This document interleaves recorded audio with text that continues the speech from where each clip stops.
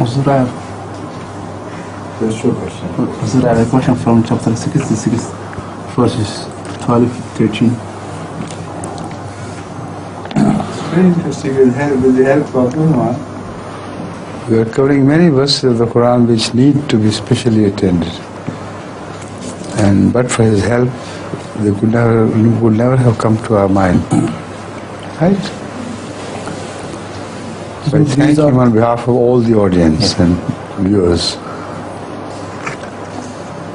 So these are two last verses of Surah At-Tahrim, to which he has pointed out. أعوذ بالله من الشيطان الرجيم وضرب الله مثلا للذين آمنوا امرأة فرعون إذ قالت رب ابن لي عندك بيتا في الجنة ونجني من فرعون وعمله ونجني من القوم الظالمين ومريم ابنة عمران التي أحسنت فرجها فنفخنا فيه من روحنا وصدقت بكلمات ربها وكتبه وكانت من القانتين. And Allah holds forth as an example for those who believe the wife of Pharaoh when she said, My Lord, build for me a house with thee in the garden and deliver me from Pharaoh and his work and deliver me from the wrongdoing people.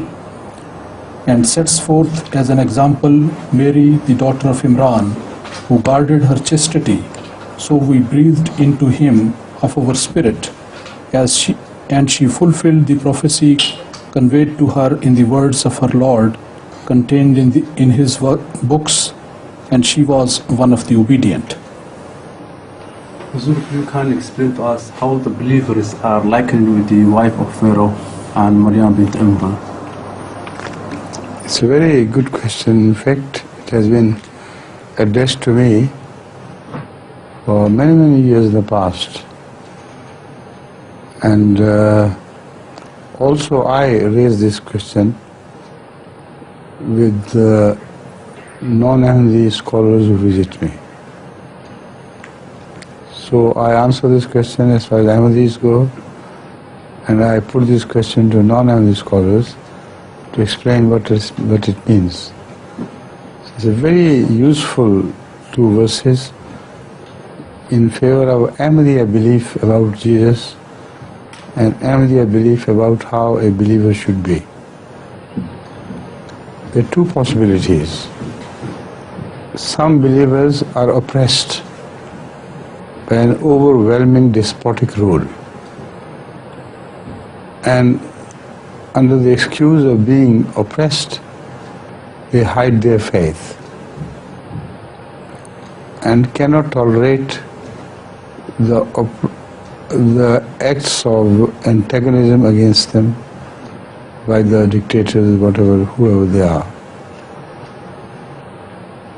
But Allah quotes the example of Pharaoh's wife.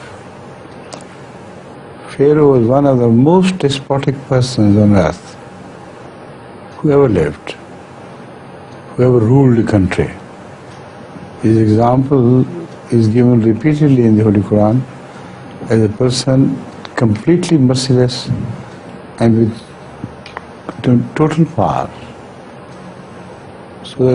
So he claimed that I can make people live and I can make people die. He had the two attributes of Allah appropriated for himself. He causes people to die and he causes people to live. And he was so completely despotic and possessed power so totally that he even claimed to be repeating what God does in heaven or on the earth. So he sort of misappropriated the powers of Allah as well. Right? Under him was his wife, who is mentioned here in the Quran. And she refused to accept his claims. And he repeatedly mentioned his belief in Moses, who was brought up by her herself. So in the palace of Pharaoh, for a woman to live who also happens to be queen, in defiance of Pharaoh's spiritual rule, and complained to Allah of whatever she was suffering, not to any other humans. This is the best possible example which is quoted or presented before every Muslim. If you can't be better than that, at least try to equal the wife of Pharaoh. She has become a model for all times, for all the oppressed people in the name of Allah. Worse conditions than that she faced, than those which she faced, cannot be envisioned. And yet she stood firm and said that, build me a house in the heaven, not in the garden, as it is translated. What she says is not that Allah should build her a house in the garden of Pharaoh. Evidently she is begging Allah to build a house in the heaven, in the paradise hereafter. That also shows that her own sense of belonging to the house of Pharaoh had completely gone. As far as she was concerned, it was no house that she was living in. She had no powers, nothing that a landlady possesses in her own house. So another very piteous prayer that she is making is this, that, oh God, this is no house of mine where Pharaoh rules. I want you to build me a house instead in the heavens, in the hereafter. Now this is the example given by the Holy Quran for every believer who faces any opposition from the people or from the rulers or from anywhere in the name of Allah. If he cannot do better than that woman of Pharaoh, he should at least try to equal her. It's a challenge for all believers. What a beautiful way of expressing the freedom of faith under the worst possible oppressor. And the Muslims are expected to follow that example. Let me first translate this and then I'll turn to the second part. And the next verse relates to the best status of the mu'min or believer which Allah expects of him. The lowest status is this, which resembles the great woman of the house of Pharaoh. If that is the worst status, imagine, the lowest, what should be the highest? The highest is likened unto the case of Mary. She never desired anything for herself.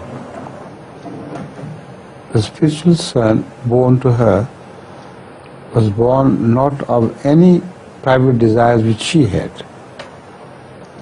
So she had no relationship with satanic ambitions which placed her the heart of a woman. So whatever was granted to her was granted entirely from Allah, not because of any sexual or worldly involvement by the lady herself. So this is an example, for the best example for the believers to follow. They should never desire their own ambitions to be fulfilled spiritually. In fact, they should have no ambition whatsoever to rise in their spiritual status, like Mary didn't have any. So if a mu'min, a true believer, gets rid of all his personal involvement with the spiritual status with Allah, then it is Allah who bestows that person a spiritual status, entirely from himself.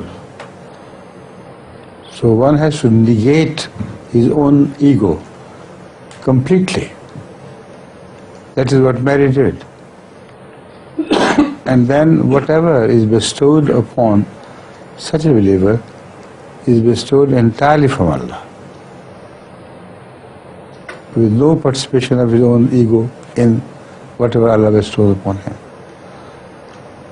Now this is the case of Jesus, son of Mary. So within a believer, there always is a Jesus. That is, he himself is to be raised to the status of a Jesus.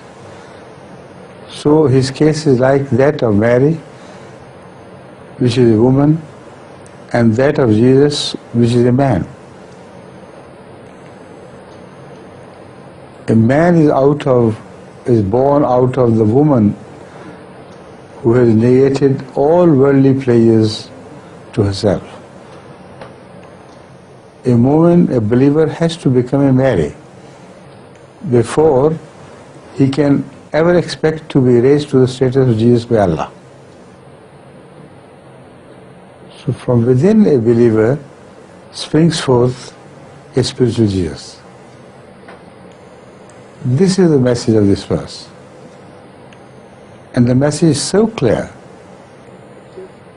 that even the blind should see. In the first instance, the reference given to the woman Mary is in feminine. Repeat. Maryam ibnata Imran allati ahsanat farjaha. Ahsanat farjaha. It's her that is referred to in this. And when Allah bestows a spiritual status, He bestows it not to her, but to the man within her. And there, reference is masculine. Read it. فَنَفَخْنَا فِيهِ بِرُوحِنَا. فَنَفَخْنَا, and Allah doesn't say فِيهَا بِرُوحِنَا. نَفَخْنَا فِيهِ بِرُوحِنَا. Believer is a man. And a man in the sense that he is worthy of being raised to the status of a prophethood. So first he has to be a Mary and sacrifice all his ambition for the sake of Allah. Then from him will rise the Jesus, when Allah bestows His Spirit upon him, breathes His Spirit into him. This is the second part.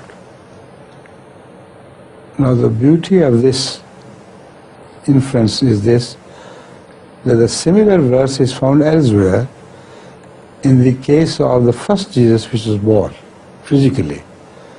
And there both the references are in feminine. Can you read that verse? Another verse speaks of Mary having guarded her chastity, and then Allah having breathed into her,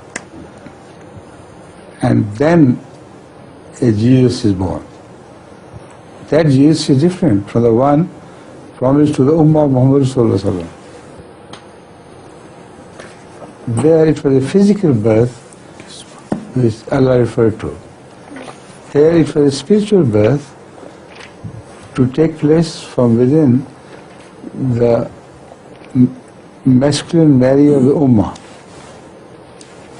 or the status of a believer while it was previously in a feminine status, like Mary was.